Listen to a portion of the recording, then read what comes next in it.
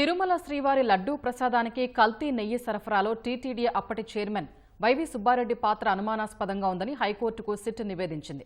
Case దర్యాప్తును ఓ కొలిక్కి తెచ్చేందుకే సుబ్బారెడ్డి ఆయన సతీమణి బ్యాంకు లావాదేవీల వివరాలు కోరుతున్నట్లు పేర్కొంది. నేర ఘటనతో బ్యాంకు లావాదేవీలు ముడిపడి ఉన్నట్లు దర్యాప్తు అధికారికి అనుమానం వస్తే ఆ బ్యాంకు ఖాతా వివరాల్ని పరిశీలించే అధికారం ఉంటుందని కోర్టుకు తెలిపింది. ఈ అంశాల్ని పరిగణనలోకి తీసుకుని సుబ్బారెడ్డి ఆయన భార్య వేసిన వ్యాజ్యాన్ని కొట్టివేయాలని సిట్ ఐఓ ఇటీవల హైకోర్టులో కౌంటర్ దాఖలు చేశారు. తిరుమల తిరుపతి దేవస్థానానికి కల్తీ నెయ్యి సరఫరాలో అప్పటి టీటీడీ చైర్మన్ వైవి సుబ్బారెడ్డి పాత్ర అనుమానాస్పదంగా ఉందని సిట్ పేర్కొంది.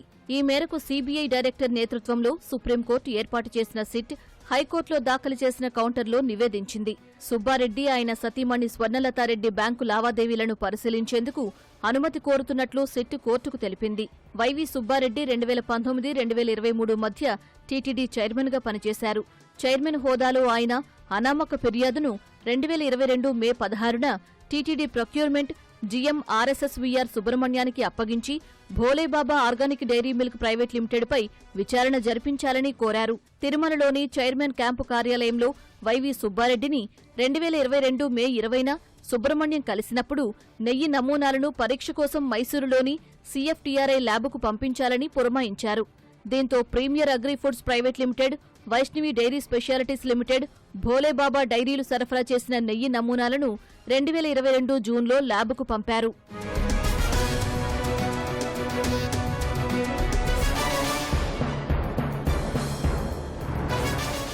నెయ్యి నమూనా పరీక్ష ఫలితాలు 2022 ఆగస్టులో వచ్చాయి. బీటాసిటోస్టెరాల్ పరీక్ష ప్రకారం అన్ని నెయ్యి నమూనాల్లో వెజిటబుల్ ఆయిల్ కల్తీ జరిగినట్లు తేలింది. ఈ విషయాన్ని సుబ్రహ్మణ్యం వైవి సుబ్బారెడ్డి దృష్టికి తీసుకెళ్లినా ఆ నెయ్యి సరఫరా చేసిన వారిపై ఎలాంటి చర్యలు తీసుకోలేదు. పైగా 2024 వరకు premier agri foods, Vaishnavi dairy specialities సంస్థలను టీటీడీకి నెయ్యి సరఫరా చేసేందుకు అనుమతించారు.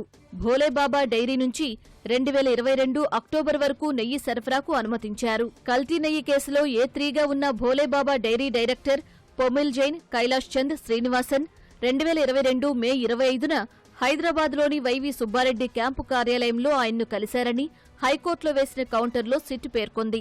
సుబ్బారెడ్డి పిఏ చిన్నప్పన్న కిలో నెయ్యి సరఫరాకు 25 రూపాయలు డిమాండ్ చేస్తున్నారని పొమిల్ జైన్ ఆయనకు ఫిర్యాదు చేశారని తెలిపింది. ఏడాది పాటు తన ప్లాంట్లో ఎలాంటి తనిఖీలు నిర్వహించకుండా సుబ్బారెడ్డిని పొమిల్ జైన్ విజ్ఞప్తి చేశారని వెల్లడించింది. టీటీడీకి నెయ్యి సరఫరా చేసిన ప్రీమియర్ అగ్రిఫుడ్స్ తరపు హవాలా ఏజెంట్ అమన్ గుప్తా నుంచి వైవి సుబ్బారెడ్డి పిఏ చిన్నప్పన్న వివిధ సందర్భాల్లో ఢిల్లీలోని పాటిల్ నగర్ మెట్రో స్టేషన్ వద్ద సుమారు 20 లక్షలు తీసుకున్నట్లు దర్యాప్తులో తేలిందని తెలిపారు. అదే సంస్థ మేనేజర్ విజయ్ గుప్తా నుంచి చిన్నప్పన్న 30 లక్షలు తీసుకున్నట్లు విచారణలో వెల్లడైందని వివరించారు. ఈ మొత్తం వ్యవహారంలో వైవి సుబ్బారెడ్డి పాత్ర అనుమానాస్పదంగా కనిపిస్తోందని సిట్ ఐఓ హైకోర్టుకు నివేదించారు. దర్యాప్తులో అన్ని విషయాలను పరిశీలించాల్సి ఉందని, ఈ నేపథ్యంలో సంబంధిత వ్యక్తులు, సంస్థల నుంచి సిట్ సమాచారాన్ని సేకరిస్తోందని వివరించారు.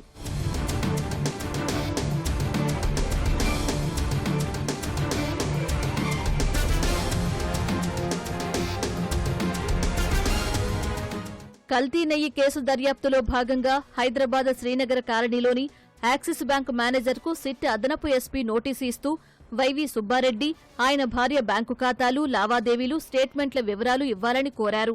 బ్యాంకును సమాచారం కోరడాన్ని సవాలు చేస్తూ టీటీడీ మాజీ చైర్మన్, ప్రస్తుత వైసీపీ రాజ్యసభ సభ్యుడు వైవి సుబ్బారెడ్డి, ఆయన భార్య స్వర్ణలతారెడ్డి హైకోర్టులో వ్యాజ్యం వేశారు. ఇటీవల ఈ వ్యాజ్యంపై విచారణ జరిపిన హైకోర్టు కౌంటర్ వేయాలని ప్రతివాదులను ఆదేశించింది. ఈ నేపథ్యంలో సిట్ ఐఓ ఇటీవల హైకోర్టులో కౌంటర్ దాఖలు చేశారు.